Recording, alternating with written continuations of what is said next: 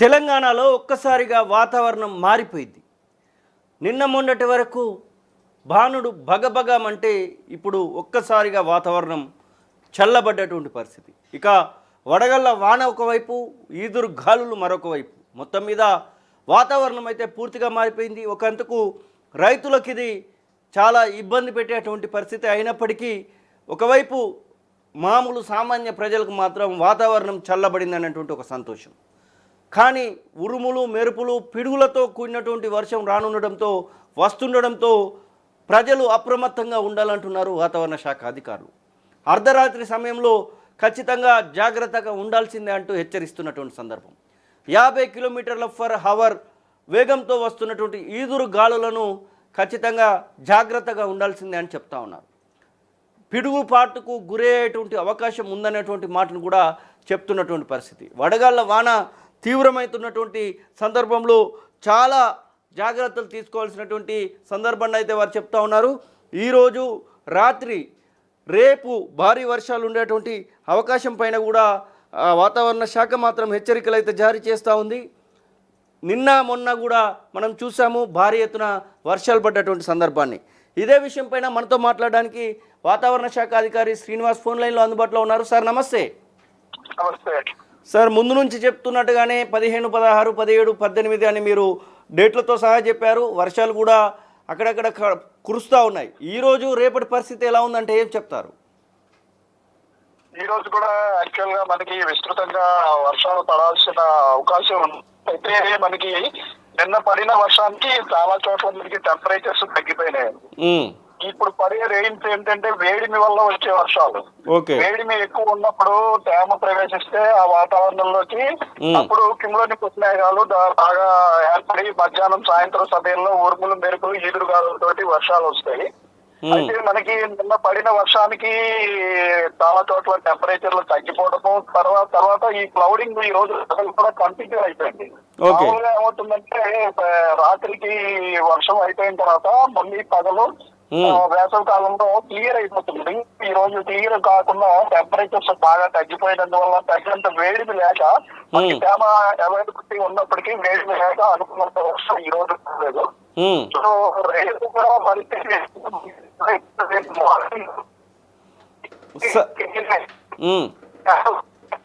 Sir, మీ audio కొంచెం disturb అవుతా ఉంది. ఎస్, అంటే రేపటి పరిస్థితి ఎలా ఉండొచ్చు, ఈ రోజు రాత్రి గురించి ప్రధానంగా మాట్లాడుకోవాలనుకుంటే రేపటి పరిస్థితి ఎలా ఉండొచ్చు, ఈ రోజు రాత్రి ఎలా ఉండొచ్చు? రేపటి పరిస్థితి కూడా మనకి రేపు మన ఈ క్లౌడీనెస్ క్లియర్ అయిపోయి ఎండ వచ్చినట్టయితే రేపు మధ్యాహ్నం నుంచి మళ్ళీ రెయిన్స్ పడే అవకాశం ఉంటుంది.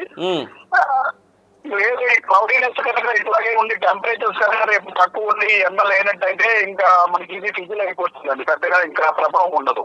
ఎస్, అంటే ఏమైనా సెంటీమీటర్లలో కొలిసే విధంగా పడిందా వర్షం ఈ 2 రోజులలో చూసుకున్నట్టు ఉంటే నార్మల్ వర్షమే అనుకోవచ్చా? నిన్న పడిన వర్షము మనకి ఒక చోట మనకు భారీ వర్షము ఆదిలాబాద్ జిల్లాలో 8 సెంటీమీటర్లు పడింది. ఈవెన్ కామారెడ్డి, సంగారెడ్డి, మెదక్, మన సిటీ ప్రాంతం ఈ అన్ని చోట్ల కూడా మోడరేట్ రైన్ అంటాం మనం. 5 to 7 సెంటీమీటర్స్ ఉంటే moderate rain. So 5 to 7 centimetres moderate rain ఉంది. కానీ ఈ వర్షాల వల్ల ఏంటంటే మనకి ఈదురుగాలులు, ఉరుములు, మెరుపులు ఉంటాయి. అవి అన్ని చోట్ల నిన్న కూడా రికార్డ్ అయినాయి.